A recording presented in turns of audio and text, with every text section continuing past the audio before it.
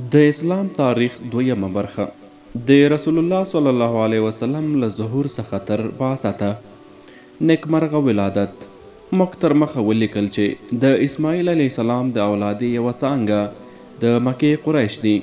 د 398 عیسوي کال په خوا او شا کې په دې کورنۍ کې یو ستر تاریخي سړی فصیح وزیږید چې د قریشو د سترتیا بنسټ یې کېښود.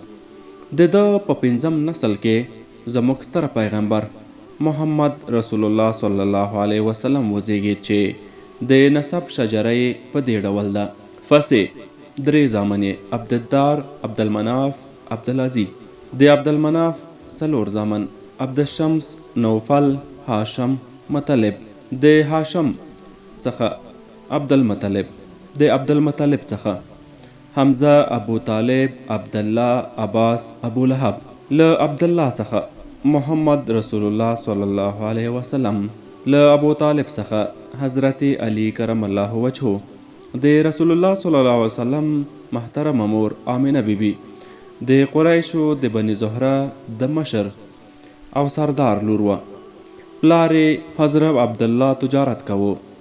له واده څخه څو میاشتې وروسته له یو تجارتي سفر څخه بیرته راستون شوی و چې په مدینه کې ومړ، او حضرت آمنه بیبي مکې ته راغله. کله چې رسول الله صلی الله علیه وسلم وزیږید، نیکه یې کعبې شریفې ته یووړ او محمد مصطفی صلی الله علیه وسلم نوم یې پې کېښود چې په عربو کې دا نوم ډیر عجیب و. د دې نوم معنا ده ستایل شوی. د نیکه نوم یې مطلب هم په داسې نومونو کې همدا و چې لمسی په ټوله نړۍ کې وستایل شي. د رسول الله صلی الله علیه وسلم د زیږېدو د تاریخ په اړه مورخین اختلاف لري. یو اروپایي مورخ پرسیول د ده د زوکړې نیټه 1520 عیسوي کال د اګست 20 لیکلې ده، خو علامه شبلی د مصر نامتو ستورپو محمود پاشا د څېړنو پر بنسټ د زوکړې نیټه 1520 عیسوي کال د اپریل 20 نیټه لیکلې ده چې د اوسني مهال تاریخ پوهان همدا نیټه سمه بولي.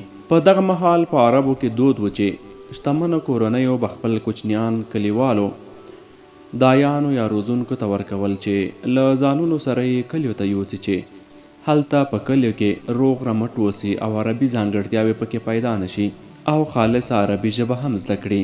چې له همدې امله رسول الله صلی الله علیه وسلم له زوکړې 6 میاشتې وروسته د سعد د قبیلې یوې میرمنې حلیمې ته وسپارل شو.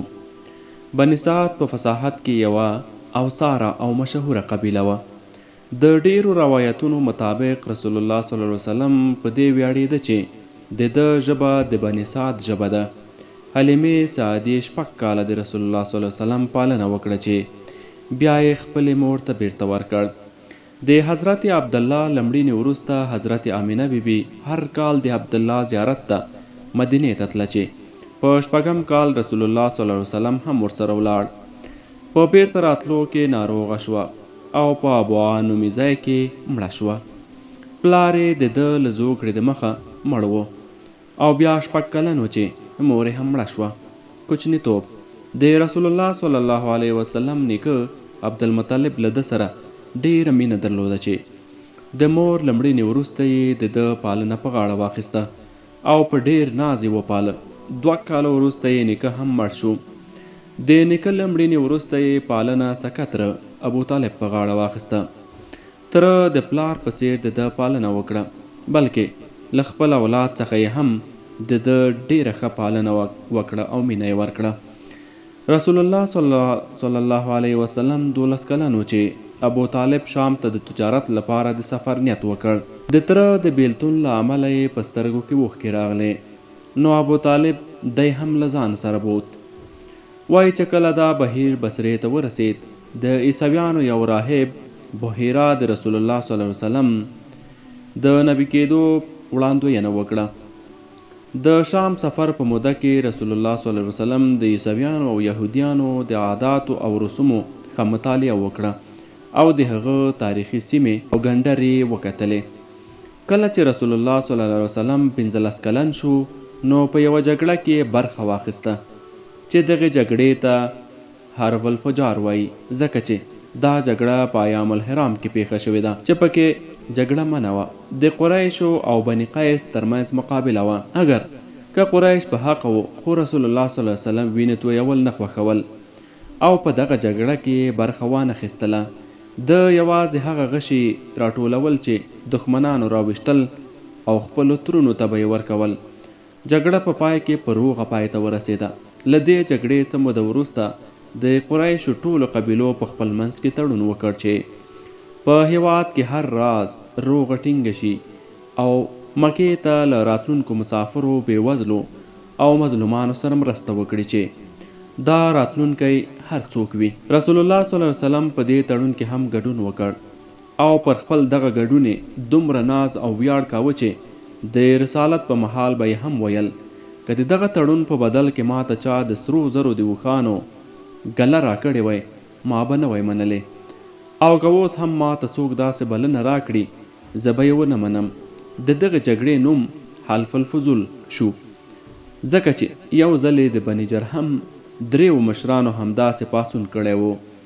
د دغه درې واړو مشرانو د نومونو په سر کې د فضل لفظ راغلی و. د حلف الفضول په نامه د هغو درې واړو مشرانو یاد هم تازه شو. د وګړو د هوساینې مینه د رسول الله صلی الله علیه وسلم په طبیعت کې وه. له شرک او جاهلیت څخه یې ډېره کرکه درلوده. شراب هیڅکله نه څښل، دروغ یې هیڅکله نه ویل او نه یې خوښېدل.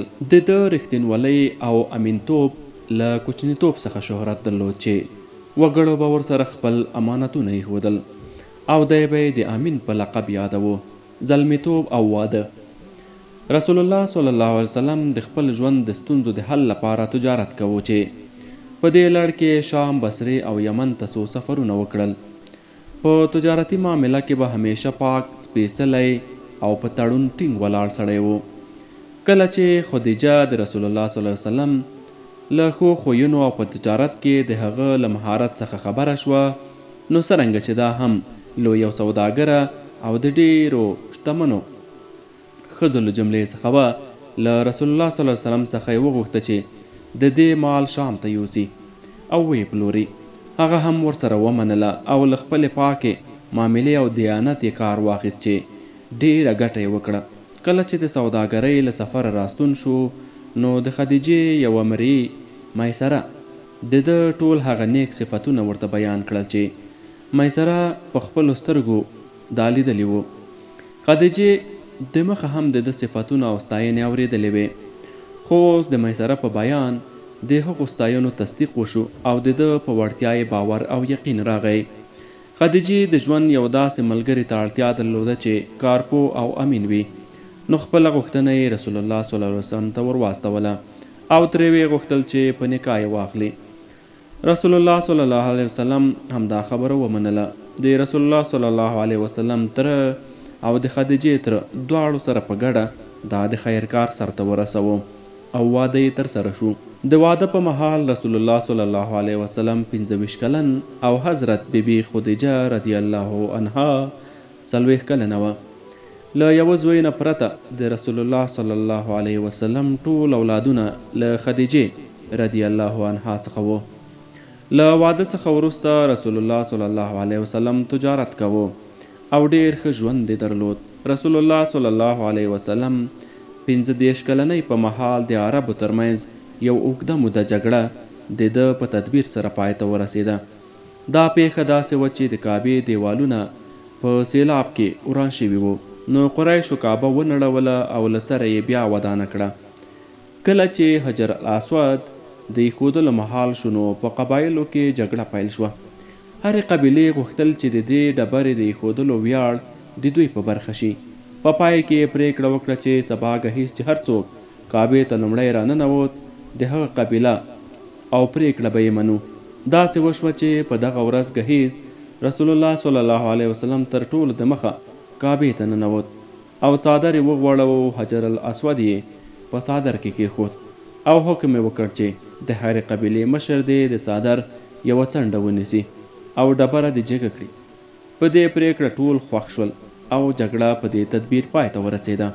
بعثت هغه وګړي چې الله جل جلاله وغواړي چې نبي شي او د وګړو د لارښوونو لپاره یې وټاکي، نو الله ورسره خپل احکام د وحی په واسطه هم رالیږي چې دا نبی دا احکام وګړو ته واوروي او د هغوی د لارې ډیوه شي. پر نبی صلی الله علیه وسلم په 40 کلنۍ کې وحی نازله شوه. د وحی له نزول څخه د مخه رسول الله صلی الله علیه وسلم سموده یوازیتوب غوره کړ او د حرا غار ته به یې یو څه خوراک او څښاک واخیست او هلته به یوازې ناست و.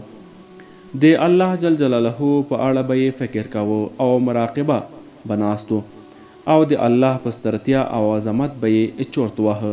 په زړه کې یې هیله وه او هر مهال به د دې هیلې له امله نارامه و چې د بعثت مهال راغی. لومړی ورته د رښتینو خوبونو په وسیله د قدرت اثار څرګندېدل او بیا ورته غیبي فرښتې وحی راوړه او د ده مخې ته شوه او ورته ویې ویل ولوله. رسول الله صلی الله علیه وسلم ورته وویل زما لوستل نه دي زده. ملایکې رسول الله صلی الله علیه وسلم په غېږ کې ونیو، زور یې ورکړ، بیا یې ورته وویل ولوله. رسول الله صلی الله علیه وسلم بیا هماغه ځواب ورکړ زما لوستل نه دي زده. 3 واره دا پیښه تکرار شوه. بیا ملایکې ورته دا آیاتونه ولوستل: اقرا باسم ربک الذی خلق، د خپل رب نوم ووایه او ولوله، د هغه رب چې پیدا کړی یې. رسول الله صلی الله علیه وسلم دا آیاتونه تکرار کړل او ملک لاړ چې کور ته راغی نو ټوله واقعه خپل میرمنې حضرت خدیجې بیبي ته بیان کړه. هغې رسول الله صلی الله علیه وسلم خپل تر زوی ورقه بن نوفل ته بوت چې له مخه یې عیسوي شوی و او دا پیښه یې ورته بیان کړه. ورقه بن نوفل د تورات او انجیل عالم و. نو دوی ته یې وویل دغه ملایکه چې رسول الله صلی الله علیه وسلم ته راغلې وه دا ستر ناموس دی چې موسی علیه السلام ته به هم راتله. رسول الله صلی الله علیه وسلم به هم د خپل امت نبی شي. قوم به یې دروغجن وګڼي، و به یې ځوروي او له دې ځایه به یې وباسي. نو زه ته پکار دی چې دې کړاوونو ته ځان ټینګ کړي.